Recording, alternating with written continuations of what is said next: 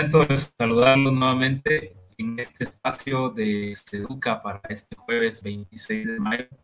Un agradecimiento muy especial para ustedes, para quienes nos acompañan ya a través de Facebook, a través de YouTube.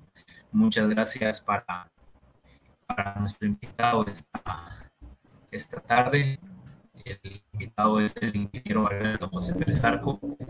Y es indudable que para nosotros es un gusto tener toda esta cantidad de actividades, esperando que sean del agrado de ustedes y de provecho en absoluto para todos. A nombre de la Junta Directiva del Colegio de Ingenieros de Guatemala, Administración 2021-2023, una bienvenida especial, y a nombre de cada uno de los profesionales que integran el Consejo de Educación Continua y Actualización SEDUCA, de igual forma. Gracias al ingeniero. Esta tarde nos acompaña con un tema importante, es la importancia de un estudio de suelos adecuado para el diseño geotécnico. Nos acompaña el ingeniero Alberto José Pérez Arco. Él cuenta con una maestría en cimentaciones y obras de contención. También cuenta con una maestría en administración de empresas e ingeniería estructural, una tercera maestría, una especialización en ingeniería sismo resistente y es ingeniero civil. Un gusto saludarlo, ingeniero. Muchas gracias por su apoyo. Por tenerlo acá. Muchas gracias a ustedes, muchas gracias a Educa por la oportunidad. Pues hoy estaremos hablando de la importancia de los estudios de suelos. Y pues bueno, comenzando con el tema, como una pequeña introducción, pues les quisiera comentar de que es un tema en el que nosotros como empresa, la empresa Innova, la cual represento, nos hemos dedicado por muchos años a hacer el diseño de estructuras geotécnicas. Y por lo tanto no hacemos estudios de suelos, pero sí consumimos el insumo. ¿Qué quiere decir? Que aquí nos traen estudios de suelo con los cuales trabajamos y son los que necesitamos para poder hacer diseños geotécnicos. ¿Qué hacemos? Diseñamos y a veces construimos muros de suelo mecánicamente estabilizado, muros anclados, soil nailing, etcétera. Y en los últimos tiempos nos hemos venido topando con estudios de suelos de calidad variable. ¿Qué quiero decir con esto? Estudios de suelos en los cuales tiene la información adecuada, colocados de una manera adecuada, y en otros donde si hay fallas, encontramos faltas de criterio, encontramos algunos errores básicos, lo cual nos preocupa. Lastimosamente, no lastimosamente, pero parte de la ingeniería se basa en colegas o información dados por otros. Es así como que si ustedes quieren construir cualquier cosa con una mala topografía, pues va a ser complicado de que pueda ser lo que se planifica sea lo que se construye. Pues igual pasa con un diseño geotécnico, donde ustedes necesitan esta información del estudio de suelos para poder diseñar de manera correcta. Entonces, la plática va a estar basada o va a estar alineada a lo que dice nuestra normativa.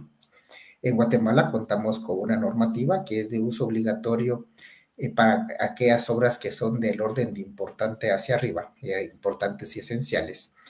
Esa es obligatoria para todo el territorio nacional y está apoyada o está sustentada por la norma de reducción de desastres de CONRED.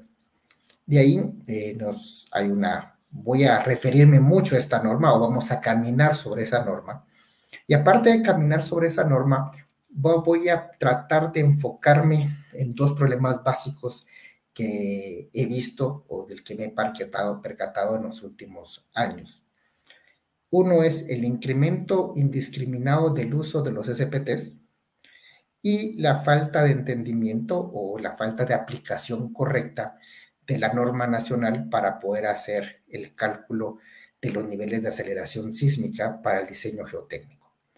Entonces, aunque hablaremos de varias cosas, esto va a ser como que en lo que estaremos enfocados y siempre estaremos basándonos en nuestra norma, por lo cual estaremos revisándola constantemente durante la presentación.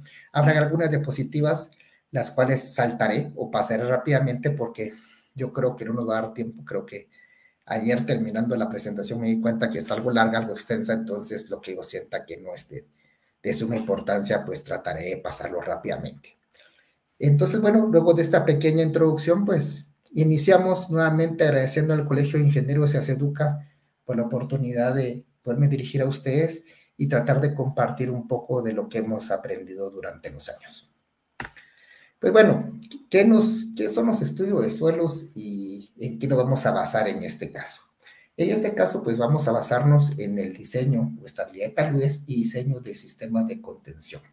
Cuando hablamos de taludes, a diferencia de las laderas, los taludes son aquellos cortes que generan una diferencia de alturas creados por el hombre. Las laderas, pues bueno, las laderas son naturales, ¿sí? Esa es la diferencia entre ladera y talud. Y pues bueno, aquí estaremos más hablando de taludes porque por lo general o son muros de contención para retener un corte o son muros de contención para retener un relleno, pero por lo general eso es lo que estamos hablando, ¿verdad? Y bueno, vamos a necesitar toda la información que necesitemos obtener del sitio. Entre estas están las características topográficas, geológicas, geotécnicas, ambientales. Y si se dan cuenta, y más adelante lo vamos a ver en los contenidos que necesitamos mínimos para hacer un estudio de suelos, pues hablamos de las geológicas, las geotécnicas y las ambientales. Las topográficas sí no entran en el estudio de suelos, aunque también se pueden mencionar, porque también la geometría y también la topografía nos va a definir ciertos en diseños un poquito más avanzados de estabilidad de taludes o reforzamiento de taludes en 3D, la diferencia entre si tiene una curva cóncava o convexa, si tiene que ver, va a implicar mejor o menor estabilidad. Pero bueno, eso lo dejaremos en detalles ya muy profundos y en esto no nos centraremos más a fondo. Entonces, lo que queremos es diseñar una solución que sea efectiva, que sea la más barata, que sea fiable, con la que todos, así como nuestros clientes y nosotros estemos tranquilos en lo que estamos haciendo, y para eso necesitamos tener un buen estudio de suelos. Esta es por ejemplo, esto es un muro, ustedes pueden ver, si pueden ver la diferencia, esto es lo que nosotros, este es un diseño nuestro para unos edificios, el parqueo de unos edificios allá en la zona 14 de la ciudad de Guatemala. Y si se dan cuenta, pues parecerá ser todo un soil nailing o muro de suelo enclavado, pero por aquí tenemos unos anclajes activos, tenemos varias hiladas de anclajes activos, porque aquí en esta parte superior, ustedes miran la maquinaria, como a 3-4 metros de altura, pues van a cimentar un edificio de 6 niveles de concreto, de concreto de baja utilidad, o si lo quieren ver así, con aquellos moldes metálicos, ¿verdad? Entonces tenemos que tener bien claro que tenemos que evitar las deformaciones en la pantalla, porque por ser un muro, por ser una estructura tan rígida la que va a estar arriba, pues tiene muy pocas posibilidades a que tenga una deformación sin que ésta se manifieste en la estructura. Entonces tenemos que tener, son también grandes cargas y por eso la necesidad de los anclajes activos que ustedes miran ahí. Este es un muro temporal. ¿Por qué? Porque luego construirán una estructura dentro de la excavación, y esa estructura va a ser la que a largo plazo va a funcionar como contención del muro y va a contener también las sobrecargas del edificio. Pero es en cuenta la importancia de lo que estamos hablando. Tenemos un muro de más o menos 12 metros de alto, 15 metros de alto, donde va a haber encima un edificio de 6 niveles. Este es un diseño que no se puede hacer con un diseño de suelos que no llene todas las expectativas o toda la información necesaria para que nosotros aquí en la oficina estuviéramos tranquilos de diseñar y que tuviéramos un ingeniero geotecnista que hizo el estudio de suelos con el cual pudiéramos discutir y pudiéramos solventar dudas técnicas sobre lo que se encontró en la prospección geotécnica. Entonces, ¿qué vamos a buscar? ¿Qué parámetros básicos afectan la estabilidad o qué lo queríamos de buscar siempre en el estudio de suelos? Por lo menos la geometría. No tiene que ser en este caso la topografía total, pero por lo menos en el estudio de suelos tiene que decir algo que nos diga a qué nos estamos enfrentando, o sea, qué alturas tienen, qué forma tienen, etcétera. O sea, siempre hay una pequeña descripción. Indistintamente también recibiremos los planos del edificio o los planos del talud que hay que reforzar, donde tendremos algo más profundo o más específico sobre la topografía y la forma. Luego vamos a los geológicos. vamos a necesitar la formación geológica, estructuras y discontinuidades y la meteorización. Todo eso está dentro, también es obligatorio en nuestra norma, tener una descripción geológica y una de geología local y de geología general para poder tener una idea de dónde nos encontramos y qué podemos esperar y si los resultados geotécnicos son acordes a la geología que existe en el lugar. Hay veces que nos dicen que son unos depósitos aluviales y el estudio de suelos cuando me dice que tienen los cortes directos o la descripción de los estratos no son propios de un aluvión. Entonces ahí comenzamos a tener nuestras dudas y comenzamos a cuestionar estas diferencias. Para eso sirve todo esto, ¿sí? Esto lo que nos da es tal vez no la parte mecánica del suelo, pero sí nos da información que nos va a ayudar luego a entender su comportamiento. Vamos a saber cuál es la génesis de los materiales con los que estamos trabajando y esto nos da mucha información. Después vamos a ver los hidrológicos y los hidrogeológicos, pero más que todo vamos a ver características de las lluvias, el lugar donde está, si hay mucha agua, si llueve mucho. El régimen de aguas subterráneas es importantísimo en la estabilidad de cualquier estructura geotécnica y por lo general eso también está dentro del estudio geotécnico que debemos, es información que también debe tener nuestro estudio geotécnico. No es que nos tenga que dar una razón técnica completa y a profundidad total, por ejemplo, las de las lluvias, pero sí nos tiene que decir si es un lugar seco o periodo de lluvia de tal a tal tiempo. Y en los regímenes de agua subterránea, por lo general, por lo menos requerimos que nos digan si hay nivel freático y cuál es la altura del nivel freático. Y de último, si quieren verlo así, y es tal vez lo más importante del estudio geotécnico, son los parámetros geotécnicos. Y entre esos, el más importante es la resistencia al cortante. La resistencia al cortante representa la modelación física del fenómeno de deslizamiento, más que todo en un talud. Los parámetros de ángulo de fricción y cohesión determinan el factor residual de deslizamiento de una determinada superficie dentro del terreno. Lo que nosotros vamos a utilizar por lo general son, para hacer este tipo de análisis, lo que usamos son modelos de equilibrio límite. Eso es lo que se utiliza con normalidad. También hay otros modelos, hay otra manera de modelarlo, pero en la actualidad lo que se utiliza en Guatemala es el equilibrio límite, para lo cual vamos a poder generar los modelos de estabilidad. Entonces, los ángulos de fricción varían de 0 en materiales muy blandos a 50 grados en gravas angulosas o mantos de arenisca, y las cohesiones de 0 en materiales limpios a más de 10 kilogramos centímetro cuadrado en suelos muy bien cementados y valores superiores en rocas masivas.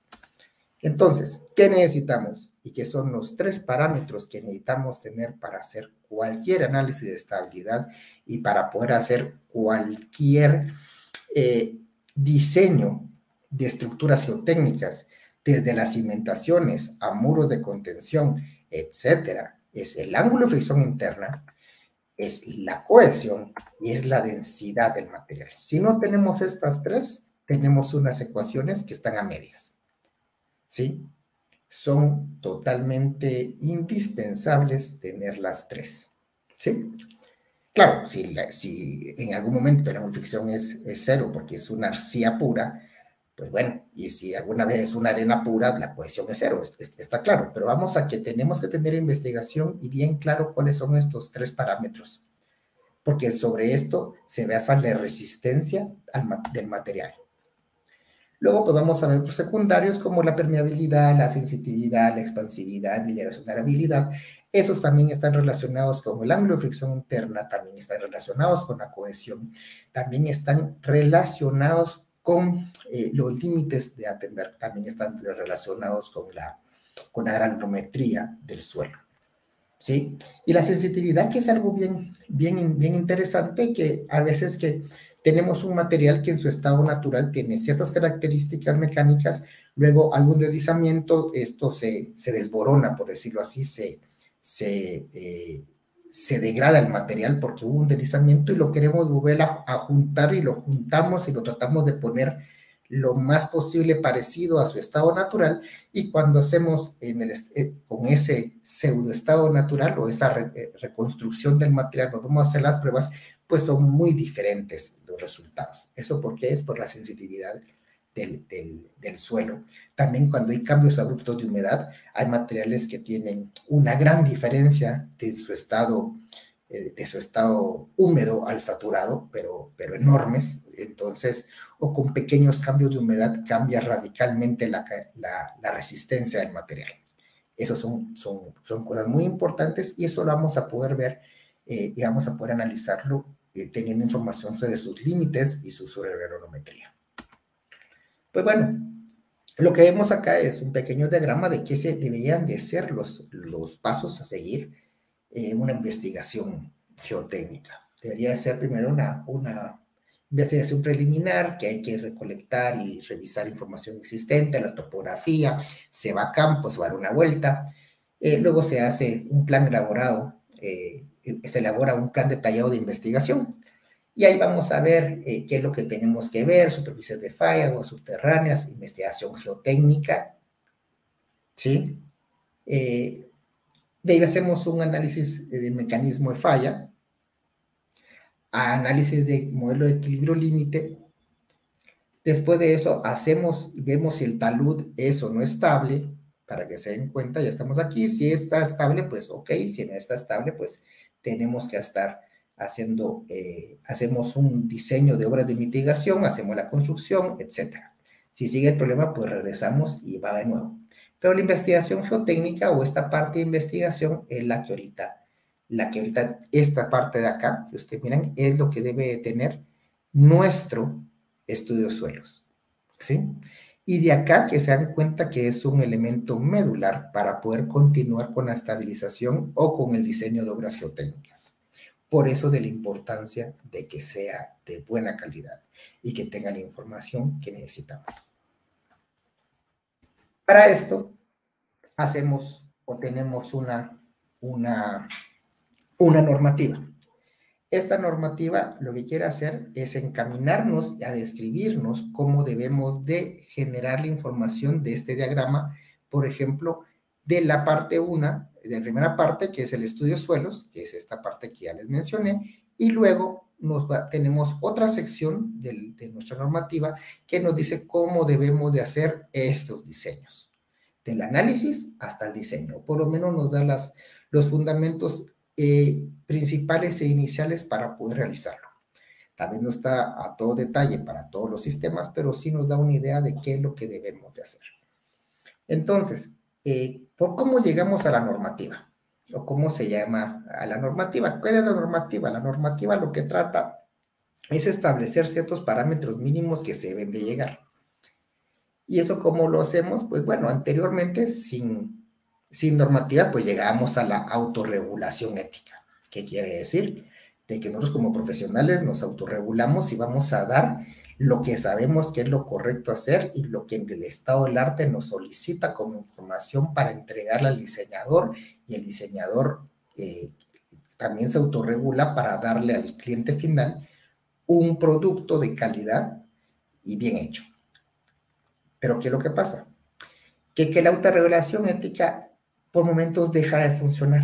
Entonces comienzan a haber competencia desleal, hay una guerra de precios. Yo comprendo perfectamente que todos los desarrolladores y todos los planificadores quieren ahorrar, comienzan a buscar alguna manera de ahorrar, creen que haciendo un estudio de suelos tal vez más barato, pues están ahorrando dinero.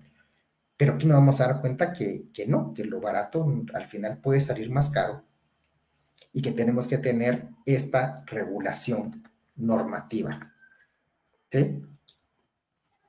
¿Por qué es importante el uso de las normativas? Proveen los requisitos mínimos para garantizar construcciones seguras y económicamente viables. Está resaltado el mínimo porque muchas veces yo escucho ese comentario de que sí, pero es que ustedes quieren que tiene todas las normativas. Sí, sí, y es lo mínimo que pedimos. O sea, las normativas no es que ustedes cuando llenan una normativa están dando algo superior o algo muy astral. Están dando lo mínimo. Las normativas, por lo general, o 100% de las veces, únicamente nos piden los requisitos mínimos que debemos de cumplir. Reflejan el estado del arte, de la ingeniería y el consenso entre profesionales del gremio de un momento determinado. Quiere decir que las normativas varían en el tiempo, ¿sí? No es igual cada año o cada 4 años más o menos hay una revisión de normativas y estas van cambiando. Entonces es importante estar enterados de que la normativa va a cambiar y siempre debemos de manejarnos con la última normativa o con la normativa vigente. Y proporciona un referente uniforme de lo que es una buena práctica profesional, reduciendo la competencia desleal, que es lo que les decía, y protegiéndoles individual y gremialmente. ¿Qué quiere decir? Si ustedes llenan una normativa y están haciendo lo que la normativa les dice y están cumpliendo con ella, ustedes tienen un arma de defensa ante cualquier cosa. ¿Por qué? Porque hay veces que la normativa no quiere decir que es infalible. Por decirles una cosa, en los años 70 el nivel de confinamiento que había en las estructuras de concreto reforzado es mucho menor que el que hay ahora. La gente que se basó en la normativa de los 70 para hacer las obras en los 70, pues se puede defender o se puede no escudar, pero sí puede decir, miren, yo hice estas estructuras con lo que decía la norma. Y eso era el estado del arte en ese momento determinado, ¿sí? Hoy en día, como pasa la tecnología, como el conocimiento crece, pues eso ya ha cambiado. Pero la obra ya está construida. Ahora vienen ya otras cosas como el retrofit y como otras partes de la ingeniería nuevas, que es como la readecuación o el retrofit estructural, que viene más adelante y que ya está también en la norma nacional, pero es importante eso, para eso nos sirven las normas. Y otorgan al cliente un parámetro de lo mínimo que debe recibir y lo mínimo que puede exigir. O sea, también es para el cliente, no solo para el profesional, sino también es algo bueno para el cliente. Entonces, ¿es obligatoria su aplicación? La norma de AGIES NSE, sí, es obligatoria. Es obligatoria, como le decía, hoy en día, a partir de las horas importantes y esenciales. Eso fue debido al cambio sin ninguna base técnica que hizo la CONRED este año, en haber sacado las ordinarias y las utilitarias de llenar la normativa. Eso para mí es un horror lo que hicieron y espero que no traiga consecuencias, pero es un horror haber sacado estas estructuras del uso de la normativa, ¿sí? Y es una pena que esa institución haya hecho eso. Entonces, para obras de geotécnicas, ¿qué normativa de AGIES vamos a utilizar? Pues la NSE 2.1, la NSE 5.3 y un poquito de la 2.0. En la 2.0 lo que vamos a poder ver es poder calcular la aceleración sísmica que vamos a requerir para hacer diseños geotécnicos. Bueno, obra de retención, esta ya la vimos. Y esta es la 5.3, que trata sobre obras de retención. Pues bueno, tiene varios capítulos, generalidades, tipos de muro de contención, el cálculo de los empujes del suelo, análisis por sismo, consideraciones de diseño, criterios de diseño para otros tipos de obras de retención. Esta 6 es para ciertos tipos de obras de retención que son como todavía, aunque ya tenemos varios años de estarlos trabajando, pues ya no, que son más o menos novedosos. Novedosos estoy diciendo que tenemos de usarlos 20, 30 años, ¿sí? Que es el soil nailing y los muros de suelo mecánicamente estabilizados y los muros anclados. Son como que distintos a los muros de contención de concreto armado de los que antes estábamos acostumbrados. Y de último, el drenaje subterráneo. ¿Por qué? Porque es bien importante el drenaje en las obras de contención o de retención, obras geotécnicas. Bueno, vamos a ver qué es la general la definición de un muro de contención. Pues bueno, está diseñada para soportar los empujes laterales producidos por suelos u otros materiales que pueden ser agua o granos. Eso realmente es un muro de contención, ¿sí? y se diseñan para soportar el suelo, el agua y sobrecargas vivas y muertas. Cargas de sismo es importante en nuestro país, es muy importante esto y por eso es que yo le doy tanta importancia que puedan calcular bien esa aceleración. Si no calculan bien esa aceleración, pues todos sus empujes dinámicos o empujes de sismo en el análisis pseudoestático que se hace, pues no van a estar bien. Tipo de muro, pues bueno, eso se puede definir dependiendo de varios criterios. Por su rigidez, por la forma en que resisten las cargas laterales del suelo y por el periodo de vida útil. Entonces, vamos a ver el periodo de vida útil, es importante. Eso lo vamos a ver después, cuál es de corta la duración o temporal y permanente. Pero clasificación por rigidez, los rígidos y los flexibles.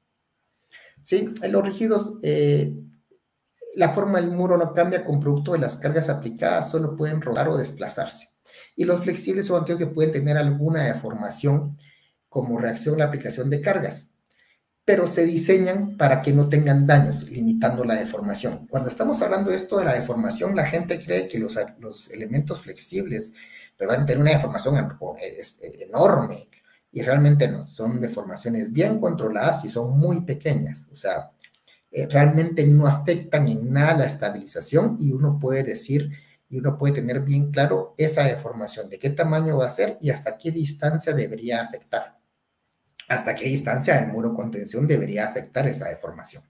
Entonces, no piensen de que esos muros flexibles, que pueden ser muros de gaviones, que pueden ser, bueno, estas pantallas de nailing, que también tienen una pequeña deformación, aunque sean de concreto, o muros de suelo mecánicamente reforzado, pues bueno, pues se deforman horriblemente, van a sacar panza. No, no se refiere a eso. Tienen unas deformaciones calculables y manejables y que se toman en cuenta dentro del diseño. Y se van a dar más que todo con cargas sísmicas grandes. Por la forma en que existen las cargas de suelo, pues hay en voladizo, como sin contrafuertes, muros de gravedad, empotrados, con anclajes, estabilizados mecánicamente, soy Snelling, bueno, hay de todo. Entonces aquí ustedes pueden ver. ¿Por qué estoy sacando estos pequeños dibujitos? Para que miren lo que se puede hacer, qué hacemos con los softwares de análisis y diseño. Si se dan cuenta, todos tienen su estratigrafía. La pueden ver la estratigrafía en las dos diapositivas de abajo. Esta de acá, por ejemplo, aquí pueden ver la estratigrafía. Estas estratigrafías, proviene, aquí viene la otra de mi estudio de suelos, y para que se den cuenta que si nos tomamos el tiempo en dibujarla así, con esta precisión, lo más preciso posible, y el nivel freático y los espesores de los estratos, es porque sí es importante, y es porque es una gran diferencia. Y es que, por ejemplo, en el caso de que estoy marcando acá, yo quería llegar los bulbos de los anclajes a este estrato, ¿sí? Este estrato no era tan competente para colocar un bulbo para hacer una postensión. El estrato de abajo sí. Entonces, ese son el tipo de cosas, ese es el tipo de información que yo al final de cuentas necesitamos para hacer un diseño, ¿sí? Igual en este lado ustedes se van a dar cuenta que tenemos bien colocadas los estratos con sus profundidades, etcétera, y a partir de eso se toman decisiones. Se toman decisiones del ángulo que necesitamos para el anclaje o para el clavo, el soil nailing, la longitud que necesitamos, la longitud del bulbo que necesitamos para hacer un anclaje activo. O sea, es información esencial. Y por el periodo de vida útil, porque hay muros temporales. A eso me refiero más que todo a muros en las excavaciones para los sótanos. En la ciudad de Guatemala, pues ya estamos llegando a los 13 sótanos, ya estamos llegando, o sea, la mitad del edificio va para arriba y la mitad va para abajo. Eso es impresionante y no crean, en el mundo, pues yo creo que vamos muy a la cabeza, vamos pegándonos con países de primer mundo, tratando de ver quién llega más abajo. Ya cuando ustedes hablan de que tienen unos muros de 30 metros de altura en sótanos, es algo de mucho respeto. En la ciudad de Guatemala tenemos la ventaja que tenemos un suelo que es maravilloso, es un suelo que es liviano, con altas capacidades mecánicas. O sea, es muy especial el suelo de la ciudad de Guatemala, y por eso es que pasan relativamente pocos accidentes y relativamente es un suelo muy estable. Pero entonces, ¿qué pasa? Hacemos un muro, el temporal únicamente dura 18 meses, está hecho o está diseñado simplemente para estar presente y sostener la carga durante la construcción de un edificio, por ejemplo. Y luego, ya luego el edificio es el que comienza a tomar la carga de los muros de contención y comienza a cargar el suelo adyacente. Y luego el muro permanente, que sí tendrá un periodo de vida por lo menos de 18 años, de 8 meses en adelante. ¿Qué quiere decir? Debemos de diseñarlo como que va a estar ahí toda la vida. Eso quiere decir que aunque hay una estructura dentro de la excavación, esa estructura no está diseñada para soportar las cargas laterales del suelo y el muro va a ser el que va a hacer la contención toda la vida. Bueno, ¿cómo calculamos los empujes laterales del suelo? Eso capítulo 3. Bueno, vamos a tener 3 tipos de empuje: el empuje en reposo, el empuje activo y el empuje pasivo. Vamos a ver, y para hacer los empujes laterales del suelo vamos a utilizar estas dos teorías. Teoría de Rankine y de Coulomb, eso lo define nuestra norma. Realmente lo que les quiero enseñar es algo interesante acá. Es que aquí la gran mayoría del empuje, en lo que vemos acá, está correlacionado o está directamente correlacionado con el ángulo de fricción interna del suelo. Otra vez, necesitamos ese dato, es muy importante. Y tenemos que estar claros con eso y con la densidad, ¿sí? Eso es lo que nos van a dar esos diagramas de empuje que ustedes miran, ya sea con Coulomb, ya sea con Rankine. Eso es importantísimo y otra vez, como les digo, tenemos que tener claro qué es lo que tenemos que hacer. En el capítulo 4, ¿y qué información tenemos que tener? La información tiene que ser de excelente calidad. En el capítulo 4, análisis por signo. Lo que vamos a hacer aquí por lo general es que que se utiliza un método de análisis pseudoestático, eso es lo que dice nuestra norma, para hacer el cálculo del empuje sísmico. Y las fuerzas de inercia producidas por un sismo se sustituyen por una fuerza pseudoestática actuando en el centro de gravedad del bloque de suelo. Es importante en nuestra norma es de que el nivel de protección sísmica y el sismo de diseño a utilizar en el diseño geotécnico no deberá ser menor que el que corresponda al proyecto. ¿Qué quiere decir? Si yo tengo un edificio, por ejemplo, yo tengo mi casa arriba, una casa unifamiliar arriba, no, abajo, y voy a hacer una excavación, voy a hacer un corte vertical y arriba tengo un hospital, yo tengo que utilizar la aceleración sísmica de una obra importante o esencial. ¿Por qué? Porque es el nivel de protección sísmico mayor entre la casa, que es una obra ordinaria, y el hospital que está arriba, ¿sí? Entonces, tengo que utilizar el nivel de protección sísmica mayor entre las dos obras, ¿ya? Y es una gran diferencia a lo que decía nuestra norma anterior. Entonces, tenemos unas componentes de la fuerza, una horizontal y una vertical, se obtienen como una fracción del peso del bloque del suelo por medio de los coeficientes sísmicos horizontales y verticales, K sub H y K sub B. Estos K sub H y K sub B tienen que ir con una aceleración, que es la aceleración AMSD, que es aceleración máxima del suelo, y lo cual se obtiene como se escribe en ANS2 para el nivel de protección sísmica requerido. Entonces tengo que el AM, que es la aceleración máxima, va a ser 1.5 por la aceleración máxima del suelo por, otra vez, la aceleración máxima del suelo. Y K sub H, que va a ser el factor horizontal, el coeficiente sísmico horizontal, por el cual vamos a multiplicar el peso del suelo, se dan cuenta la importancia de la densidad. Este es la mitad de A sub M, para suelos firmes y para nuestros puntos 67, pero en este caso hagamos un punto 5. Y K sub B va a ser la mitad de K sub H. Esto es, aquí vamos a hacer un ejercicio de cómo se debe calcular correctamente una aceleración sísmica para una obra de ingeniería geotécnica.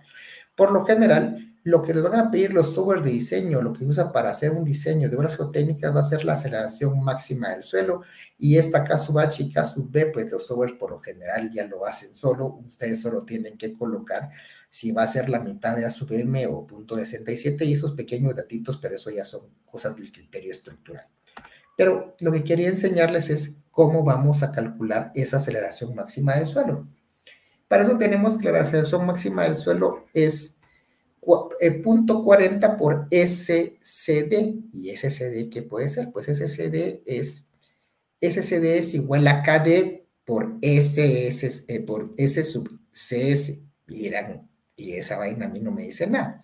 Pero ¿qué pasa? El S sub CS es un número o es una arista de nuestro espectro de respuesta de sitio. Y eso está dentro de nuestro mapa de zonificación sísmica de Guatemala, que ustedes pueden ver acá. Ustedes van a poder entrar en la norma a un listado. En ese listado, como está acá, en este listado ustedes van a ver uno por uno los municipios de Guatemala, y para cada uno de los municipios van a ver esos, en lo que ustedes miran ahí son los puntos del espectro, el SCR y el S1R. S1R es a un segundo y el SCR es el nivel espectral en la cresta del espectro.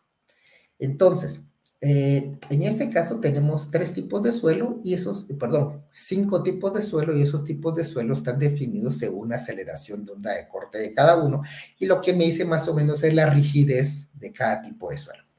Entonces, para obras que están más o menos en la ciudad de Guatemala de 0 a 10 metros o a 12 metros, pues andaremos por un suelo tipo D. Más profundo, pues iremos a un suelo tipo C. Difícilmente llegamos a un B y el A es roca, o sea, por hacerlo fácil. Entonces, ¿qué vamos a hacer? Para una obra importante, vamos a regresarnos para que miren ese K sub D. Este K sub D, que ustedes miran acá, este K sub D es un factor de acuerdo de protección sísmica. Por ejemplo, para una protección sísmica de una obra esencial, pues bueno, tendríamos que usar un sismo extremo, que el factor K sub D es igual a 1, ¿sí?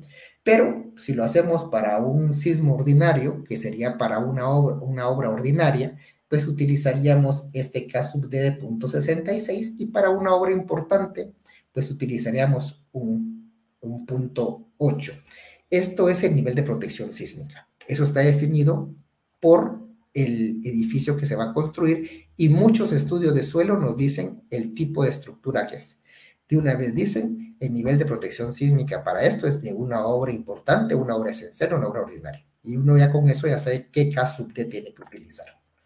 Entonces, voy al municipio, voy a ver cuál es el tipo de suelo C, cuál es mi S sub CR. A eso yo le aplico el factor de importancia. En esto es una obra importante, y como es una obra importante, pues yo voy y le aplico el 0.8, y me dice que el SC sub D es 1.34. A ese 0.34 lo multiplico por 0.4 y me dice que mi aceleración máxima del suelo va a ser de 0.53 G. Esa es una aceleración alta, bien alta. Entonces, este 0.53 G ya lo puedo meter, y por lo general es lo que vamos a introducir en nuestros software de diseño, o por lo general nos piden la mitad de eso como ingreso, y luego la componente horizontal la mitad de la mitad, que viene siendo como meter el K sub H y el K sub B. Entonces ya sacamos el A sub M, que va a ser 0.49, y bueno, eso ya lo vimos allá, que es por 0.5, pues me va a dar 0.25 y 0.13 más o menos, ¿sí? Con eso, ustedes ya diseñaron y ya pudieron ya pudieron calcular una aceleración sísmica. Esto es de suma importancia, y he visto muchas veces esto que no tienen la menor idea de cómo se hace.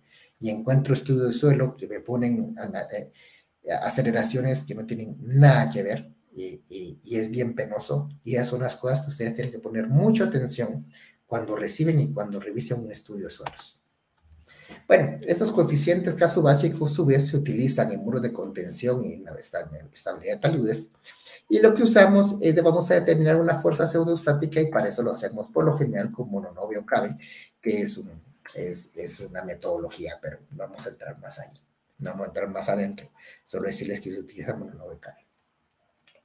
Consideraciones de diseño, pues que vamos a ver la estabilidad, deslizamiento, volteo, capacidad portante, estabilidad global y estabilidad interna a través de los componentes de los muros. Es interesante que estas consideraciones de diseño por lo general están basadas ya en algo normalizado.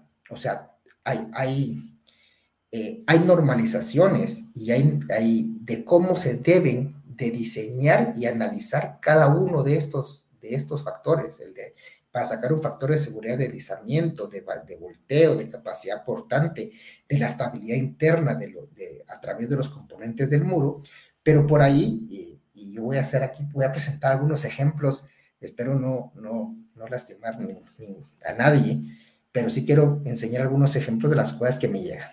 Luego llegan y me entregan esto. Esto es una memoria de cálculo real, de algo que hasta el día de hoy yo sigo sin entender qué es, pero la persona que lo hizo está totalmente convencida de lo que hizo, así se hace. Este es de un muro de suelo mecánicamente estabilizado, el cual el análisis y diseño de estos muros está totalmente normado en todo el mundo. O sea, realmente solo hay una manera de hacerlo. Bueno, hay dos maneras de analizarlo. Uno se llama un análisis de cuña simple y uno que se usa mucho, que es el que usa en América y el que usa en Europa y algunas partes de Asia, es de doble cuña. Pero realmente el concepto básico de análisis de estabilidad externa, que viene siendo volteo, deslizamiento o capacidad portante, están establecidos en todo el mundo como uniformes. Ahora, esto que ustedes miran en pantalla, esto me lo mandaron y yo sigo sin entenderlo. O sea, hay mate, hay de todo, hay fórmulas, pero no está basado en nada. O sea, es algo que salió de la inspiración de la persona que lo hizo. Esto no se puede aceptar. Si yo no tengo una normalización, yo no puedo generar o crear mi propia manera o modelo de análisis. Tiene que basarse en una norma establecida y hacer referencia a ella cuando se presenta una memoria de cálculo. Bueno, esto es lo que ustedes miran como un muro de suelo mecánicamente estabilizado y lo que ustedes miran acá, que más o menos es la memoria de cálculo que ustedes vieron atrás. Pues bueno, eso está hecha, esa memoria de cálculo está hecha para este tipo de muros. ¿Sí? Bueno, este es un muro que realizamos y diseñamos hace algunos años, de 22 metros de alto, que quería mostrarles para que vieran a qué me estaba refiriendo con un muro de suelo mecánicamente reforzado. Pero bueno, ahora sigamos con otros muros que son importantes, que se hacen mucho y que en Guatemala cada vez son más. Son los muros de sótanos de edificios. Entonces vamos a ver que hay soil nailing, batallas de concreto con anclajes o no, pilotes de concreto con o sin anclajes y muros de anclajes activos. Otra vez, estos son diseños también hechos por nosotros, con muros de soil nailing, ese creo que tiene 26 metros, esta es la zona 10. Y el otro, lo que ustedes miran, esas bermas que se dejaron, se van poniendo durante la construcción. Este no lo utilizamos nosotros, eso lo hizo, ninguno fue hecho por nosotros, solo fue diseñado el de la izquierda por nosotros. Y el otro fue una supervisión que hicimos a Swissborg, creo yo. Y lo que tienen acá, estos son unos pequeños dados que se dejan para mantener la estabilidad durante la construcción. ¿Qué vamos a ver? Que hay estabilidad global, donde esperamos que con un sismo sea lo que dice nuestra norma. Hacemos un factor de seguridad mínimo de 1.5 y 1.10 con sismo para muros permanentes y para muros temporales 1.35 sin sismo y 1.10 con sismo. En gran parte del mundo, para los muros temporales, no se hace análisis por sismo. Nosotros seguimos haciéndolo por lo continuo y por ciertas discusiones que se tuvieron a tomar esa decisión. Procedimientos general de diseño, estabilidad global con un método de equilibrio límite, análisis para encontrar esfuerzos dentro de las inclusiones, análisis de presiones en la pantalla, asegurar protección contra la corrosión y proveer un drenaje adecuado si lo necesita. Pues para hacer todos estos, para la estabilidad global, equilibrio límite, necesitamos ángulo de flexión interna, densidad y cohesión. Para hacer el próximo, que es encontrar esfuerzos dentro de las inclusiones, están totalmente relacionados también con esos tres factores mecánicos. Las presiones en la pantalla, definitivamente, porque esas también van antes, cuando vamos a calcular los empujes, otra vez vamos con unos parámetros, y luego vamos a la corrosión, pues eso tiene más que ver con el tipo de material. A veces son más corrosivas las arcillas que los suelos granulares, pero bueno, eso va un poquito más allá del estudio de suelos normal. Y proveer un drenaje adecuado si se necesita, es la necesidad de saber si tenemos suelo, si tenemos agua o manto freático cercano. Otra vez, este es otro muro de soil nailing. Pues bueno, lo que ustedes miran acá, es un análisis es el diseño de un muro de nailing con anclajes, es una combinación. Y lo que ustedes pueden ver otra vez acá, pues bueno, ahí están los estratos dibujados uno por uno. Si se dan cuenta, se les da la inclinación y la longitud necesaria. Y lo que miren aquí son los parámetros del suelo de las que estamos hablando. Ángulo de fricción interna, cohesión y densidad. Con eso ponemos cada uno de los estratos y sobre eso corremos el modelo de análisis. ¿Qué pasa? Este es un problema de sensitividad de una arcilla. Esto es una arcilla que estaba en su estado no seco, pero en su estado con humedad normal, en el cual hacemos un análisis y pues resulta que el material está muy bien, no pasa nada, es estable. Ese es un análisis con sismo, está estable y no pasa nada. Lo dejamos ahí, pero sin sismo. Y es el mismo material, solo que cuando le aumentamos la cantidad de agua que había, la humedad, miren cómo decayeron abruptamente los factores. Aumentó el peso de 17 a 18, eso es aumentar 100 kilos por metro cúbico. La cohesión casi se hace a la mitad, de 14 a 9, y la fricción interna se bajó al 25%. ¿Cuál es el resultado de eso? Eso no lo vimos, y lo muestro porque me pasó a mí. Ese fue un análisis que se hizo originalmente con esos parámetros mecánicos. No hicimos lo correcto, eso lo asumo yo. Sabiendo lo correcto, no me imaginé que iba a ser tan grande la sensibilidad de esa arcilla y no se hizo un análisis con el suelo saturado. Luego lo hicimos claramente. ¿Por qué? Porque nos pasó esto. ¿Sí? Lastimosamente se aprendió de esa manera, y la idea que yo les esté contando esto y la idea que yo les muestre esto es para que ustedes aprendan de lo que ya tuvimos nosotros como error y no les suceda a ustedes y tengan la conciencia de lo importante del estudio de suelos. Bueno, ya que les explicamos o les traté de explicar todo esto, espero haber sido claro, vamos a entrar rápidamente al estudio de suelos. El estudio geotécnico, ¿qué es lo que tiene? Generalidades, clasificación de sitio. Esto es lo que tiene nuestra norma en A21. Criterios básicos, caracterización geotécnica del subsuelo, cimentaciones, excavaciones, estabilidad de laderas y taludes, liquefacción de suelos y referencias geográficas. Pero bueno, otra vez vamos que esto trata de darnos los elementos mínimos de lo que necesitamos en un estudio de suelos. Y esto otra vez, mínimos. Clasificación de sitio. Primero vamos a tener que ver si el sitio lo conocemos. Eso es importante porque dependiendo si el sitio es conocido y tenemos mucha información de ahí, pues podremos ver si es tipo 1 o tipo 2. Esto, cuando definimos si es tipo 1 o tipo 2, ¿qué pasa? Bueno, hay un tipo 3, el tipo 3 es donde realmente no se puede construir. En el tipo 1 es un lugar donde ya sabemos que se puede construir, que tenemos experiencia, que se han hecho muchas exploraciones alrededor, entonces hay mucha información. El tipo 2 es un lugar desconocido que casi nunca hemos ido, donde hay poca información, donde no hay obras alrededor. Y el tipo 3 es donde no se puede hacer nada más y es preferible no construir. Si es necesario hacerlo, pues se tendrán que tomar todas las medidas de mitigación para poder hacerlo. Los criterios básicos. Bueno, esto no vamos a entrar en esto. Yo creo que no vale la pena, son más que todo administrativas. Y vamos a ver qué dice. Vamos a tener un estudio geotécnico tipo 1 para las obras ordinarias utilitarias hasta de 200 metros cuadrados de construcción. Hay obras que son muy pequeñas en las que ya ni siquiera se necesita un estudio geotécnico. O sea, simplemente con necesitar a un profesional que levante una carta que diga que el lugar es apto para construcción es suficiente. Esto más que todo cuando se quieren hacer alguna barda perimetral o se quiere techar algo con lámina liviana. Ese tipo de obras secundarias o pequeñas no están en estudio suelo. Para ya las obras geotécnicas, obras utilitarias ordinarias de hasta 200 metros cuadrados, pues hace un tipo 1, luego un tipo 2 para obras ordinarias y un tipo 3 para obras importantes esenciales y un tipo 4 que es como un tipo 3, pero donde tenemos amenazas geotécnicas y o geológicas, sin importar la importancia de la obra. ¿Qué pasa con para que tengan idea podemos tener una obra ordinaria, como está en nuestra norma, puede ser un edificio de seis niveles donde hayan 300 personas. O sea, las obras ordinarias pueden ser grandes obras, no son obras pequeñas. Eso es importante que lo tengan. Lo que pasa es que también abarca las obras de vivienda unifamiliar.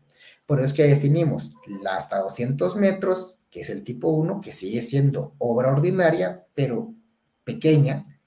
Y luego hay unas más pequeñas, como les decía, que no necesitan estudio de suelo, sino que solo necesitan la visita al sitio o reconocimiento preliminar, cuando son menos de 100 metros de construcción, ¿sí? Levantado de muros perimetrales, ampliación, remodelación de obras existentes. Entonces ahí únicamente llegará un profesional responsable, realizar una visita al sitio de la construcción y que verifique que las condiciones superficiales generales sean adecuadas. Y pues bueno, esto es lo que debe tener como mínimo el contenido de un estudio geotécnico. Y ustedes van a ver que hay información de obra y de su entorno, descripción, colindancia, sistema constructivo, nivel de protección sísmica, ¿sí? El relieve, cómo es, si es plano, si tiene ladera, marco geológico general, geología local, recuérdense que es importante la geología. Luego hay un plan de exploración. ¿Se recuerdan aquella parte ancha que les enseñé en la diapositiva? Donde uno tiene que plantear qué se va a hacer, cuántas perforaciones, qué profundidad, qué tipo de ensayos, etcétera. Técnica de exploración, características de la exploración, ensayos de laboratorio, es importantísimo. Y de último tienen que dar ciertas resultados o cierta información de vuelta al output. Podría ser características del subsuelo, el perfil estratigráfico, tiene que haber un perfil estratigráfico, se dan cuenta. Aquí el perfil es aquellos pequeños estratos que vieron en los análisis que les presenté, eso lo tienen que dar, qué espesor tiene que tener qué espesor tiene el estrato y cuáles son sus propiedades mecánicas. Y de último, también tiene que dar cota de cimentación, la capacidad soporte y estimación de asentamientos, ¿sí? Eso también es importante que lo tenga. Recomendaciones para la construcción de la cimentación. Tiene que dar conclusiones, recomendaciones, bibliografía y anexos. Y en los anexos lo que van a estar son los ensayos, son los cortes directos, son las geometrías, etc. Eso es lo que tienen que tener todas. El tipo 2, lo que me dice aquí son las descripciones de qué es lo que tiene que tener un poquito más a profundidad y quién es el que lo puede hacer. Pero bueno, eso si quieren no lo vemos. Y nos vamos al estudio de tipo 4, que ese sí es complementario a los estudios tipo 1, 2 y 3. Y esto es cuando vamos a ver que hay amenazas. Cuando eso nos referimos a que se tiene que identificar si estamos cerca de un sistema de fallas, si ustedes pueden ver desplazamientos, reptación del suelo, estamos sobre una ladera muy empinada, sobre cerca de un cuerpo de agua, lugares susceptibles a liquefacción, etcétera. Entonces, todo eso nos lleva a un análisis de suelo o un estudio geotécnico especial tipo 4. Ahora, esto lo que miran acá es el otro extremo. Este es el nivel de estudios de suelo que me ha llegado, donde este es el estudio de suelos real de un edificio de 11 niveles, o sea, con 3 sótanos. Estamos hablando que son 15 losas. Si se dan cuenta, no se parece a este estudio de suelos de un edificio de 18 niveles con 7 sótanos, donde este sí llena. Y estas son portadas de verdad. Este sí llena lo que me está marcando, si quieren verlo así, esto que es el contenido mínimo, pero esto de acá pareciera que no lo llena. Y efectivamente no lo llena. Y después vamos a ver, este es el segundo tema, lo que trae el contenido. La pobreza del contenido. Ya vimos la parte sísmica, vimos la pobreza del contenido y el tercer tema esencial que quería tratarles es el uso del SPT y el exceso en su uso y por qué no es suficiente para muchas cosas. Es una buena herramienta que puede servir, pero no es suficiente. Entonces, desde aquí ustedes ya pueden comparar la diferencia de un estudio de suelos con otro estudio de suelos.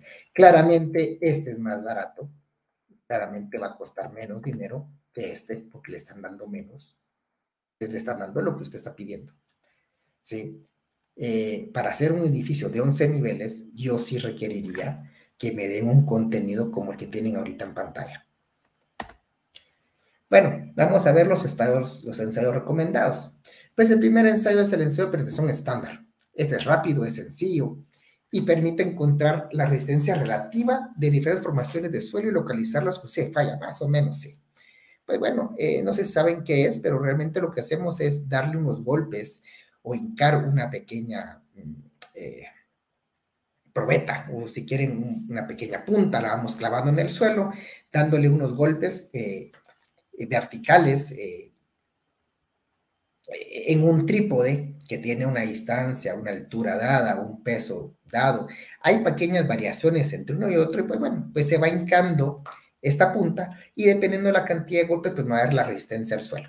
Ahí vamos a discutir qué es lo que tenemos. Hay de diferencias y esto se correlaciona. Este número de golpes se correlaciona ya sea con una cohesión o se relaciona con un ángulo de fricción interna. Pero por lo general no puedes sacar los dos. Hay algunas correlaciones bien modernas en las cuales con simplemente el número de golpes y ustedes diciéndole qué tipo de suelo es, si es un limo arenoso o si es una arena limosa o una arena arcillosa, pues él divide esa resistencia al cortante dada por los golpes y le da un porcentaje, le da algo de cohesión y le da algo de fricción interna, pero igual son correlaciones. Entonces, ¿qué pasa? Lo que ustedes miren acá es un SPT. Si seguimos el número de golpes, si se dan cuenta, ya se dan cuenta cómo va fluctuando, ¿sí? Aquí tenía menos de 20, aquí tiene, quiero ver cuántas tiene, 60 golpes, no sé, a las 50 debería de parar.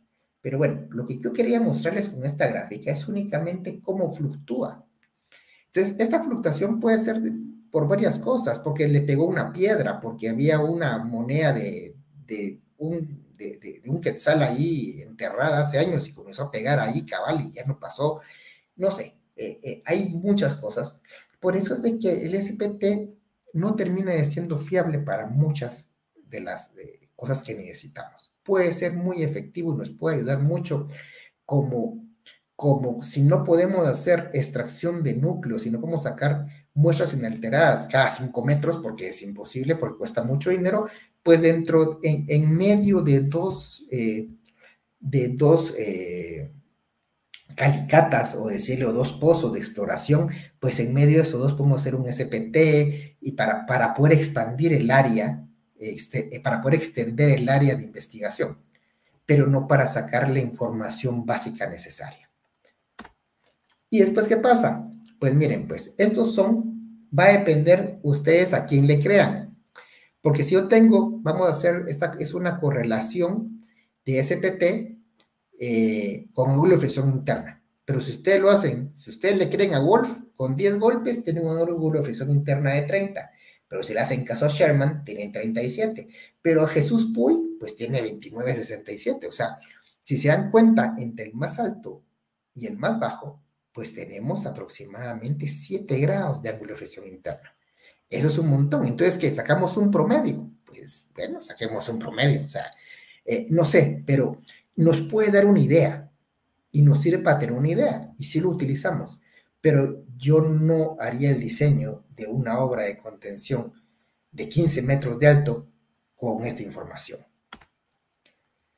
Y de ahí, lo que nos puede decir un SPT. Con la generación de algún software, hay algunos software que agarran esa correlación, ustedes le ponen el ángulo de fricción interna y se tiene unas fórmulas matemáticas impresionantes y con eso le sacan a ustedes de todo. El CBR, el ángulo de fricción interna, la densidad, le sacan a uno unas cosas impresionantes,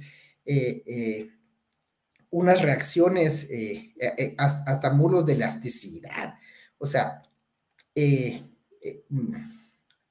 dicen a uno hasta la susceptibilidad de la ecuación, ¿sí? Y entonces llegan y me dicen que de 0 a 50 centímetros tenemos un ángulo de fricción interna de 31.12452 grados. Eso no se puede medir. El simple hecho de que me pongan que tengo una fricción interna de 31.12452, que me digan cómo lo hacen. O sea, la cantidad de cifras significativas es mucho mayor de lo que se puede medir. ¿Sí? no tiene mucho sentido.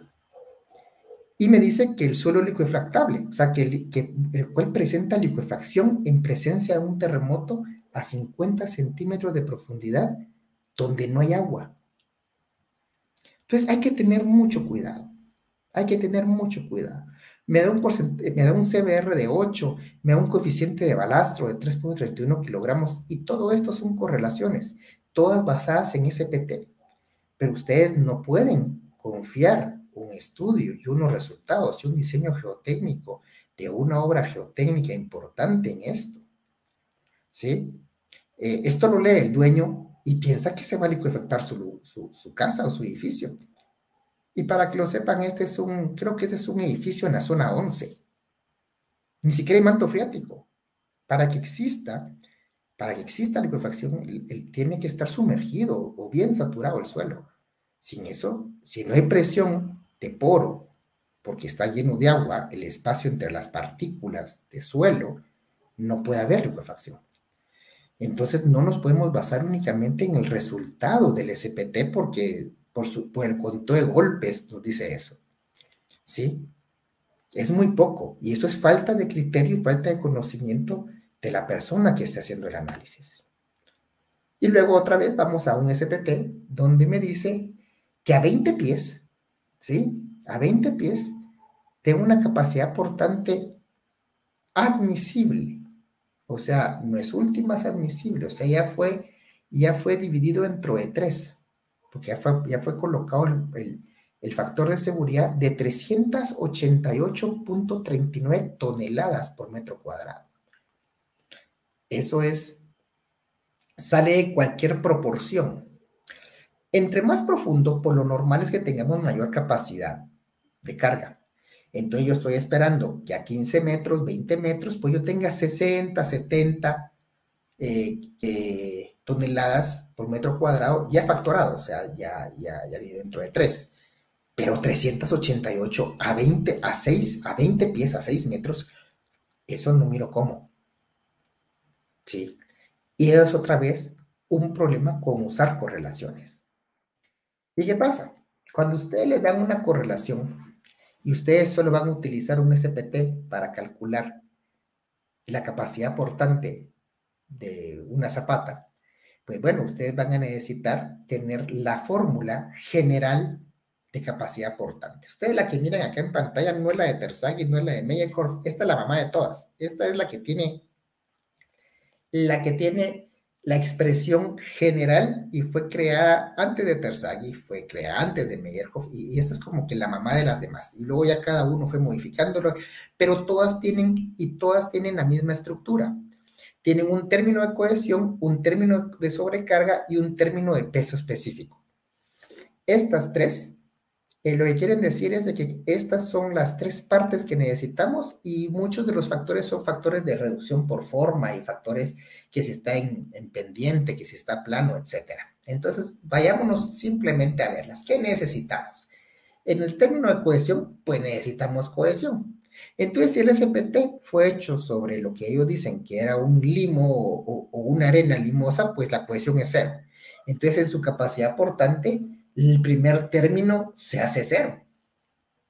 En el segundo término, pues bueno, ahí lo que vamos a tener, aquí ese término no se va a hacer 0, porque el NC, el NQ y el N gamma vienen y lo sacamos del ángulo de fricción interna a unas tablas. Entonces, aquí necesitamos, para sacar todo esto, por lo menos el ángulo de fricción interna y la densidad, en el término de peso específico que ustedes pueden ver la densidad. Entonces, si estamos usando un SPT y ese SPT dice que como solo puede correlacionarlo al ángulo de fricción interna o a la cohesión, pues por lo menos nos estamos comiendo. No lo va a poder hacer nunca, ¿sí? Nunca lo va a poder hacer sin ángulo de fricción interna, porque sin ángulo de fricción interna no tiene ni NC, ni NQ, ni N gamma. Entonces lo que se hace es quitarle la cohesión. Entonces, el primer término que suma en la capacidad portante es eliminado. Entonces, si quitamos ese término, yo me explico aún menos cómo teníamos más de 1000 toneladas por metro cuadrado como capacidad portante última. La granulometría nos da, sí nos da mucha información, nos ayuda a ver la deformabilidad y la permeabilidad de los suelos, y es importante hasta para luego generar mezclas, etcétera. O sea, es otro ensayo que es importante. Los límites de Attenberg, pues me va a dar la plasticidad, me va a dar el índice de plasticidad, me va a dar la cantidad, por ejemplo, vamos a ver, nos define la cantidad de humedad que caracterizan los 4 estados consistentes de un suelo de grano fino: estado sólido, semisólido, plástico y estado semilíquido viscoso. Esto me va a dar más que todo algo que me importa mucho, que es el índice de plasticidad. Me va a decir qué tan plástico es un material, ¿sí? Y pues bueno, luego ya nos vamos a lo que yo esperaría que deberían de ser lo que necesitamos para poder tener los parámetros mecánicos de un suelo de una manera adecuada. ¿Qué utilizar? ¿Un corte directo o triaxiales? ¿Sí? Pues bueno, el corte directo, lo que se hace es lo siguiente: se pone el espécimen, que es un disco, se le aplica una carga normal y luego se le corta, o sea, se le va a empujar lateralmente y vamos a poder graficar la fuerza que tenemos que empujar. Entonces tenemos un esfuerzo de cortante contra un esfuerzo normal, y esto lo vamos a hacer unas 3, 4 veces, cambiando el esfuerzo normal, y con eso nos va a salir esta curva. Esta lo que hacemos es interpolarla, y ahí por lo general queda bastante así. Y lo que nos va a decir es que el ángulo que tenemos con respecto al horizontal es en el ángulo de fricción interna, y la distancia en el eje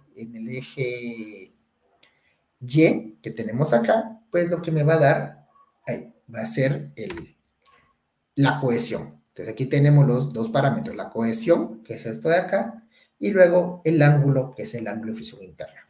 ¿De acuerdo? Y luego tenemos la triaxial. En la triaxial, pues bueno, se ensayan muestras cilíndricas dentro de una membrana delgada de caucho, colocándola dentro de una celda triaxial con 2 capas rígidas y pistones arriba y debajo de la muestra.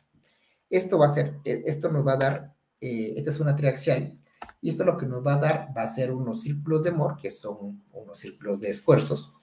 Y con eso, cuando agarramos las tangentes de estos círculos, pues me va a dar esa línea que ustedes miran ahí, y otra vez lo que me va a dar esa línea y su inclinación va a ser el ángulo de fricción interno y la cohesión.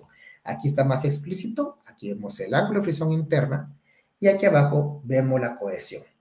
Y lo que estamos haciendo es aplicando un esfuerzo vertical, y luego estamos aplicando un tau, que es una diferencia de esfuerzos, ¿verdad? Y los resultados que esperamos o necesitamos. Esto es para un diseño de un muro de suelo enclavado, de anclajes o casi de cualquier tipo. Lo que yo quisiera tener es una estratigrafía. Y esa estratigrafía debería tener esto: el estrato del 1 al 3, estratos arcillosos, por ejemplo, que son una pequeña descripción. Me dice cuál es el ángulo de fricción interna, cuál es su cohesión y cuál es su peso unitario.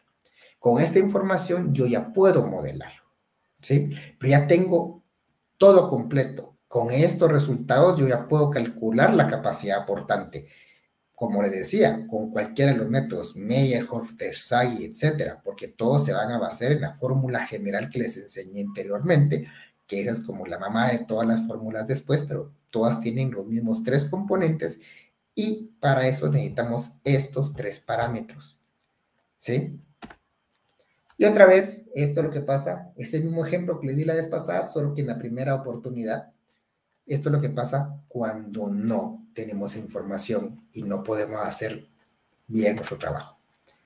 Las excavaciones igual, es en la parte 6 de nuestra norma de excavaciones. Lo que nos dicen es que los requisitos mínimos que debemos que tener, por ejemplo, que no tenemos que excavar más de 2 metros sin que haya un análisis de estabilidad de parte de un ingeniero geotecnística o responsable, sin tener que poner contrafuertes o poner apoyos laterales. Otra vez se necesitan de los parámetros. Esto es lo que se tiene que hacer, lo que le decía, a criterio profesional responsable se realiza un estudio geotécnico. Pero bueno, esto no vamos a entrar a más adelante. Y ustedes dirán, ¿por qué lo puse? Porque dicen, miren, cuya altura exceda los 2 metros de profundidad. Ya me recordé por qué puse esta diapositiva.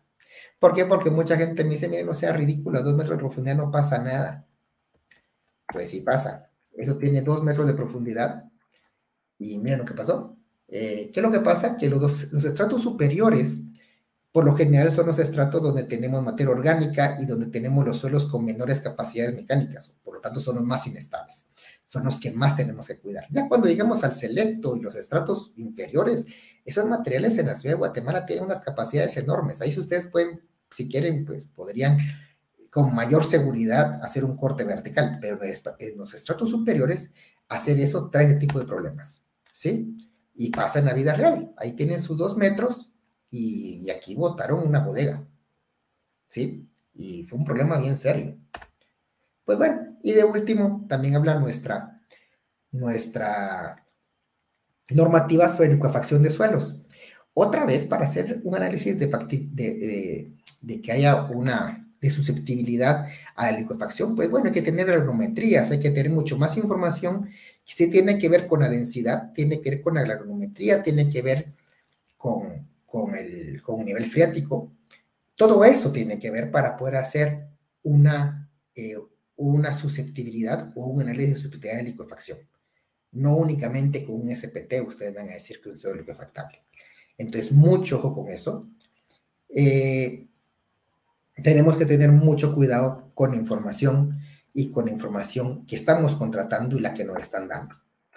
Esto es licuefacción, esto es Guatemala. El de la derecha de arriba no, pero los otros 3 sí. El de ustedes miran a la izquierda es un sand blow. Eso es lo que pasa cuando esa es la arena que va entre las partículas, se reacomodan y el agua cuando no tiene para dónde salir sale como que fuera un chorro y saca un montón de arena. Esa arena era parte de lo que estaba dentro. Como hay pérdida de material en el estrato, pues entonces hay un asentamiento. Y se dan cuenta, tiene que estar cerca del agua, esto es en el mar, la primera foto superior izquierda, la otra está a la par de un río.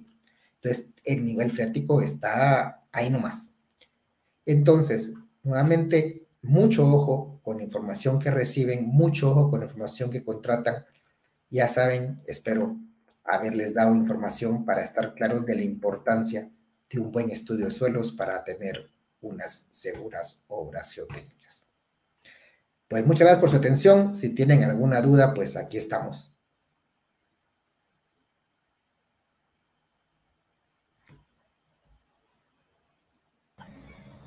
Muchísimas gracias, ingeniero Alberto José.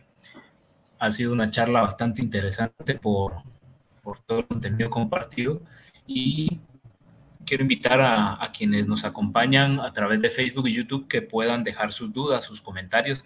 Ya hay algunos, se los voy a compartir para que usted pueda complementar el comentario o el punto de vista que nos están dando. Y antes voy a saludar acá a quienes nos dejan un corto saludo: Iván Navarro, Elido Canseca, Otoniel Corso, Leslie Rivera, Samuel Lemus, muchas gracias por acompañarnos. Y acá comenta José Istupe: si hay suelo arcilloso o limo de alta plasticidad, realizar los ensayos de corte directo o triaxial con el método consolidado drenado o consolidado no drenado, no utilizar la prueba rápida. Exacto, ok. Miren, esa es una excelente pregunta. Miren, la idea de los estudios de suelo de las pruebas que se realizan, más que todo con los triaxiales. En Guatemala los triaxiales se hacen con normalidad, son las pruebas rápidas, no drenado, no consolidado. Claramente lo que nosotros vamos a necesitar, lo que deberíamos de querer, es algo que se aproxime lo más cercano a la vida real. O esa sería una versión y la otra sería la versión más a lo seguro, ¿sí? El criterio de la seguridad. Prefiero hacer algo que si yo no lo no permitiendo que se consolide, no permitiendo que se drene, pues en muchos casos puede ser más crítico que el consolidado drenado. Entonces, efectivamente, se puede hacer, sería tal vez lo adecuado, porque se le permite drenar al material y ir aplaqueando la carga de una manera más lenta.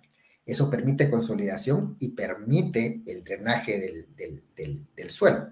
Lo que yo les recomiendo es que va a depender el uso que requieran o para qué quieren hacer la triaxial o qué es lo que está analizando, la decisión de cuál se va a utilizar. En muchos casos, para mí, el más crítico es el no drenado no consolidado. Entonces, esa es la prueba rápida. Claramente, las pruebas que no son rápidas van a ser más caras, requieren más tiempo, más experiencia y hay que saber hacerlas. Entonces, ¿qué pasa? Ustedes, así entre comillas, y disculpen lo que voy a decir, se ponen exquisitos pidiendo un ensayo muy complejo, pero si la persona que lo va a hacer ha hecho uno en su vida, porque casi no se piden o hace 2 al año, pues no sé si los resultados van a ser del todo reales. Entonces, eso también hay que verlo y hay que sopesarlo. Si ustedes quieren hacer un ensayo más complejo, como uno drenado, consolidado, pues bueno, buenísimo. Si es lo que se necesita, pues claramente, si es lo que se apega a la realidad del estado del suelo, pues muy bueno. Pero entonces elijan que el que lo vaya a hacer o el laboratorio que va a encontrar para hacerlo sea el adecuado con experiencia y el personal capacitado para hacerlo. Muchas gracias, ingeniero. Comenta Jorge Miranda, en un lapso de la charla comentaba, Inge, eso dependerá del tipo de suelo. A 20 pies en Villanueva se le cae una casa de tabla y yeso. Sí, es que sí, lo que yo refería es lo siguiente. Claro, depende del tipo de suelo. Lo que yo quería dar en ese momento, el ejemplo que puse, es de que ustedes hacen que llegar a las 1000 toneladas por metro cuadrado, 20 metros, yo no lo miro posible, no lo miro posible. O sea, es simplemente de que se vio o se miraba, se apreciaba que había un error en el estudio. ¿Sí? Esa era la idea de mostrar eso y el ejemplo que di. A lo que voy es que ustedes hacen un agujero en la zona 9 o en la zona 10 de Guatemala, hacen una excavación, o en la zona 15, llegan a los 20 metros y sacan una muestra del suelo ahí, y hacen un corte directo y sacan una capacidad portante y les va a dar 60 toneladas por metro cuadrado. ¿Sí? Ahora que me digan que a 6 metros encontraron un lugar donde tenían 1000 toneladas por metro cuadrado, me parece muy, pero muy complicado. Yo no lo creería y mandaría a hacer otro estudio de suelos. Ese era el comentario. Gracias. Perfecto, muchas gracias.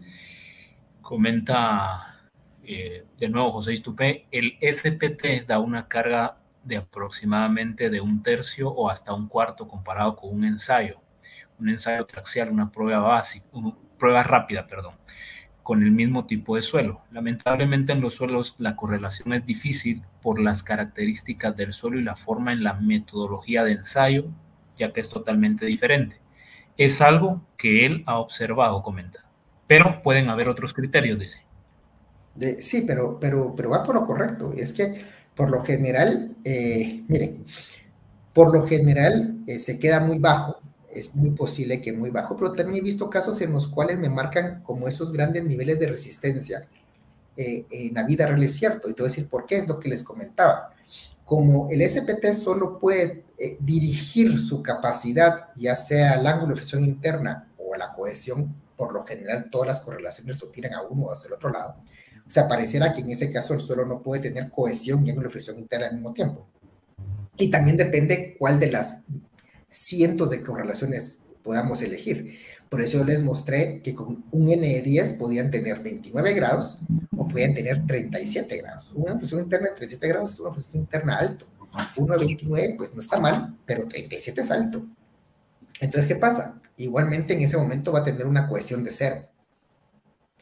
Entonces, claro, se está castigando. Me preocupa cuando hay rechazo, por ejemplo, porque pegó en una piedra. Y ustedes miraban en las gráficas que teníamos 60 o 30 golpes y después 4 golpes y 5 golpes y 3 golpes. Entonces díganme, ¿cuál van a utilizar? O sea, yo no le puedo decir, miren, yo tenía 30 golpes a 1,50 m y a 1,60 m y a 1,80 m, que es un pie más abajo, pues el mío tenía 20 golpes, tenía 5. Entonces quedémonos a 1,50 m y no bajemos más. O sea, la capacidad 30 centímetros más abajo es menos de la mitad. O sea, no funciona así. Entonces hay que tener mucho más información de mucho mejor calidad. O sea, yo he encontrado tomas de decisiones en los estudios de suelos que parecen risibles a partir de utilizar SPTs. Y miren, insisto, sí sirve. Nunca estoy diciendo que un SPT no sea utilidad, pero tiene limitaciones y tenemos que estar bien claros de sus limitaciones. Lo que pasa es que es bien barato hacerlos. Entonces, es mejor como un soporte y como un, ¿cómo les diré? Un ensayo de soporte secundario para poder dar seguimiento o ver si la estratigrafía se mantiene, es útil. Pero no quieran diseñar un muro de 15 metros de alto únicamente un SPT. O sea, eso no se puede hacer. No se debe. Bueno, sí se puede hacer porque lo he visto hacerse, pero no se debe hacer. Es una irresponsabilidad. Gracias, ingeniero. Saludos a Samuel Lemus, Jorge Miranda, Freddy Contreras, Luis Velázquez, excelente presentación. José Dupe dice, buenísima la charla. Wilito Teni pregunta, ¿la licuefacción es posible detectar con geofísica? ¿Qué método? Ok, mira, sí se puede detectar. No es que se pueda detectar, no únicamente con geofísica. La geofísica, vamos a ver, con la geofísica vas a poder utilizar métodos eléctricos y encontrar con eso el manto freático. También se puede encontrar, o sea, hay varias cosas que encuentran lo mismo, pero para darle a cada uno su nivel, pues podemos usar métodos eléctricos y con eso encontrar el agua. Pero igual, si hacen métodos sísmicos, también la vas a encontrar, pero vamos, miremos que por el lado eléctrico vamos a encontrar el agua. Por el lado geofísico, por el lado sísmico, pues vamos a poder encontrar densidades, velocidades de onda de presión y después velocidades de onda de corte. Eso te puede dar la densidad del material. Y si ya tenés eso, pues ya tenés algo, una ventaja. Sí, imagino que ya han de ver algunas correlaciones, algunas cosas. Yo insisto que seguimos necesitando granulometrías y debemos seguir sabiendo qué material es, o sea, exactamente qué material es, una descripción, si es arena, si es una arena limosa, se sacan granulometrías, sacamos límites y con eso ya vamos a tener un panorama completo. Pero en primera instancia, sí, posiblemente sí, posiblemente sí. Muchas con velocidad de onda de corte hay correlaciones para encontrar eso, como se encuentra con SPT, pues se puede encontrar con velocidades de onda de corte. En respuesta general, sí, pero en respuesta más específica, prefiero y sigo prefiriendo teniendo más información volumétrica y de descripción del material. Gracias, ingeniero. Saludos para Carlos García, muy interesante. Gracias, Alessandro Enrique. Muchas gracias, ingeniero José Pérez Zarco. Y Heller Mérida Morales pregunta, para poder clasificar el tipo o clase de suelos en AGIES 2.1, ¿usan número de golpes, velocidad de onda, valor de corte drenado? Si solo se realizó ensayos de corte directo, ¿cómo puedo clasificar el suelo usando esa tabla? Ok, con esa tabla no se puede utilizar solo con corte directo. Bueno, sí, sí se puede, ok. Se puede ver una correlación entre corte directo y velocidad de onda de corte y después regresamos a esto mismo. Sí se puede, pero por lo general esa es la manera, sí se puede hacer una correlación. Con corte directo ustedes tienen con los parámetros de agrofricción interna y con el corte directo y su capacidad cortante, ustedes se pueden regresarse a la velocidad de onda de corte y con la velocidad de onda de corte pueden definir igual es una correlación. Se pueden ir al tipo de suelo, si va a ser A, B, C o D. Muchas gracias. Carlos Beteta en YouTube nos pregunta, buenas noches, ¿utilizar equipos de medición geofísicos como complemento? ¿Qué opinión merece? Claro, la geofísica es importantísima. Sí, yo no toqué ese tema porque me he demorado tiempo, pero claro que sí. La geofísica me permite abarcar grandes espacios, ¿sí?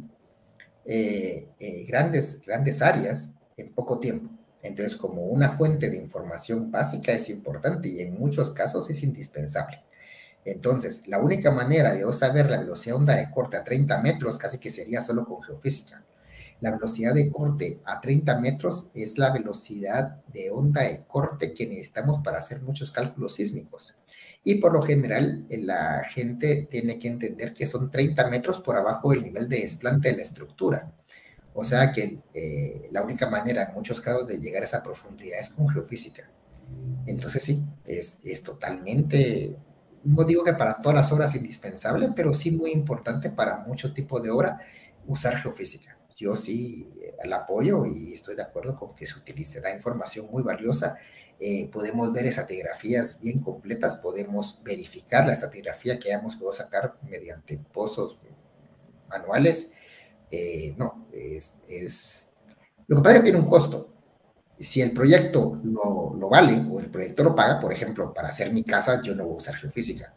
Pues, no hay manera que pueda pagar mi casa usando geofísica, no vale la pena tal vez. Pero, ¿por qué? Porque piénsenlo así. Yo tengo una casa de 2 niveles con unas zapatas de 2 por 2 metros. Imagínense, mi bulbo de presión va a llegar a 5 metros. Entonces, con un bulbo de presión de 5 metros, hago un pozo de 5 metros y saqué toda la información.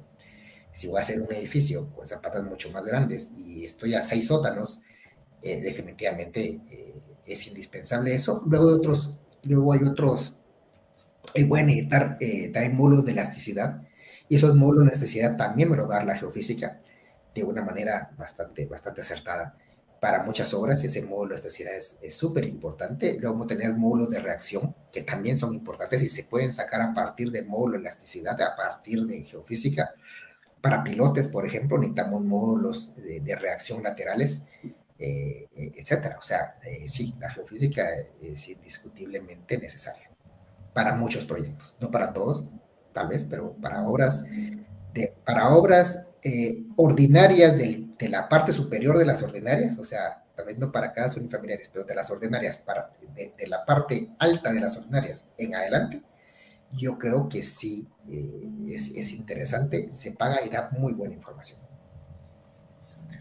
Muchas gracias, ingeniero Saúl Rodas. Excelente clase. Felicitaciones a Seduca y un agradecimiento al ingeniero Alberto José por compartir sus conocimientos. Saludos para Raúl Arnoldo Pereira, Romeo Zacarías, muy buena conferencia.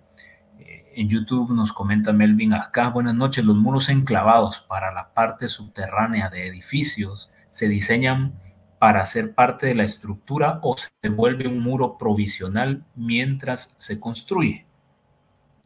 Y una segunda pregunta de Melvin, ¿qué pasa con el enclavado que queda bajo el terreno del vecino, que después también quiere hacer un sótano? Ok.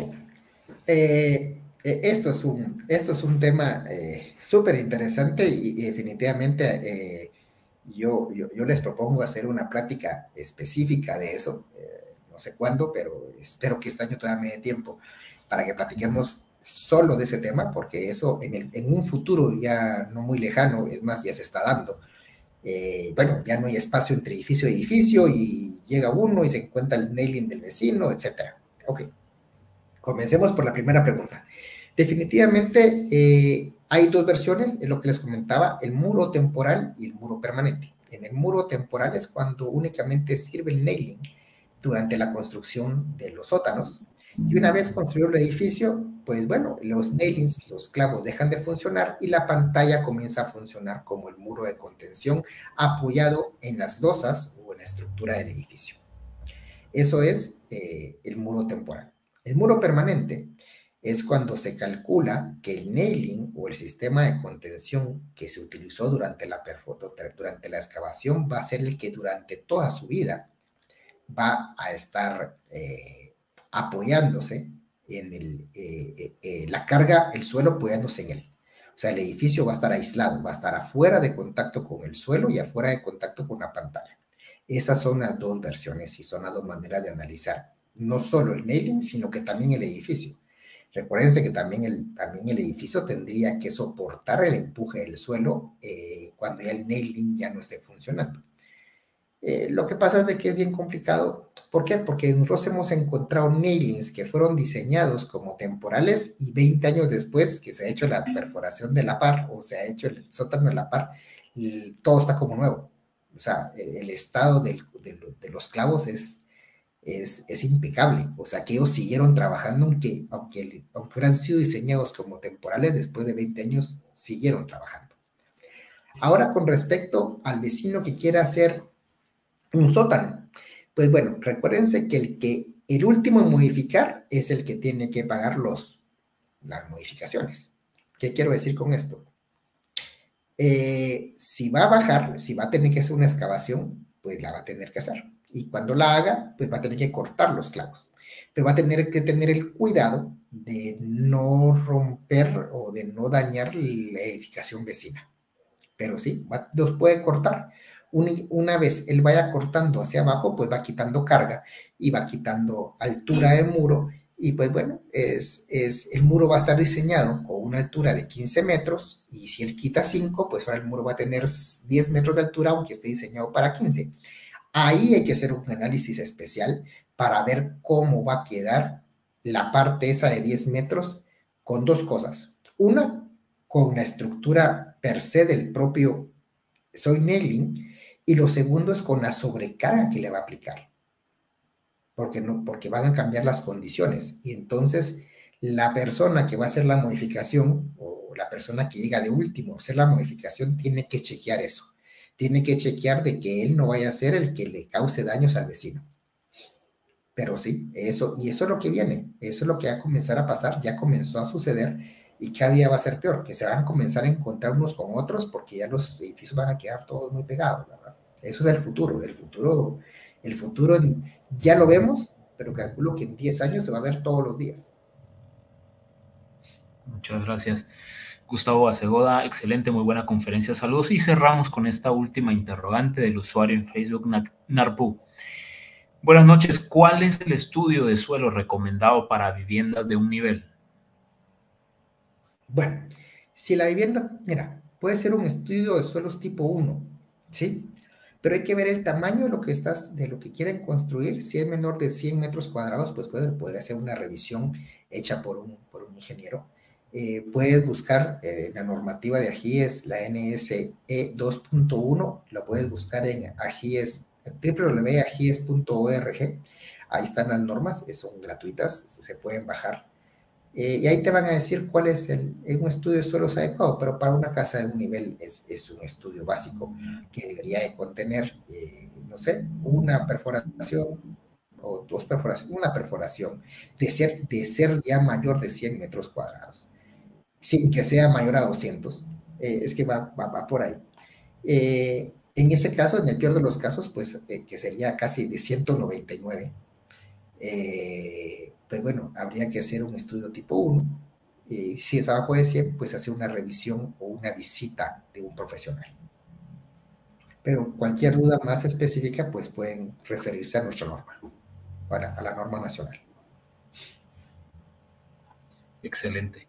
Muchas gracias por acompañarnos en esta charla que ha sido muy interesante por la calidad de contenido y qué bueno que se aproveche estos espacios. Gracias a quienes dejaron sus dudas. Jorge Miranda pregunta por su contacto. En pantalla están los correos el correo electrónico y el número de contacto suyo, ingeniero Alberto.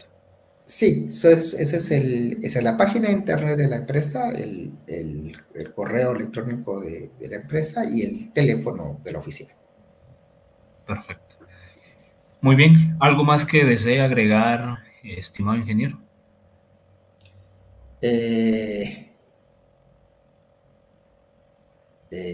Permíteme, me llegó alguien de Riquelme.Riquelmego.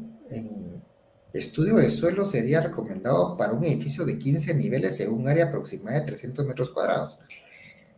Si la contesto, sí, Sí, por tengo. favor, ingeniero. Pues bueno, eso para mí sería, para 15 niveles, habría que ver cuánta gente hay, cuál es los habitantes del inmueble, pero esto debería estar como por un estudio tipo 3. Sí, es un estudio tipo 3. Sí. Excelente. Eso igual lo pueden buscar. Es aproximadamente 300 metros cuadrados. O sea, quieren meter 15 niveles en 300 metros cuadrados de área. Ok, eso lo miro complicado, pero son otros problemas, son más que todo de la rigidez del estructural, pero bueno, sí, eso se puede, tienen que buscarlo otra vez en la norma, pero para mí a simple vista es un estudio tipo 3.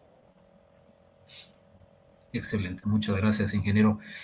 Agradecemos su tiempo, gracias por apartar este espacio y vamos a seguir teniendo charlas. Hay una serie de charlas con el ingeniero Alberto José, que les invitamos desde ya a estar pendientes a la programación de SEDUCA para que puedan darles seguimiento. Y de igual forma, la invitación para que martes y jueves nos acompañen con distintos temas, distintos profesionales, cada uno en su especialidad, aportándonos parte de su expertise y todo lo que en lo que se han preparado. Ingeniero, muchas gracias por aceptar la invitación, gracias por seguir apoyándonos y gracias por compartir esta calidad de contenido. No, pues muchas gracias a ustedes, a Seduca, por abrirnos las puertas y poder compartir con los demás colegas. Y gracias al Colegio de Ingenieros y muchas gracias a todos los que me aguantaron durante, ¿cuánto? Hora y media de ir un monólogo. Muchas gracias y bueno, feliz noches a todos. Un gusto saludarlo, ingeniero Alberto. Gracias por acompañarnos. A nombre de la Junta Directiva del Colegio de Ingenieros de Guatemala, Administración 2021-2023, un agradecimiento especial por aceptar la convocatoria para hoy jueves 26 de mayo y a nombre de cada uno de los que integran el Consejo de Educación Continua y Actualización SEDUCA, también un agradecimiento muy especial. Muchas gracias y los esperamos la próxima. Buenas noches.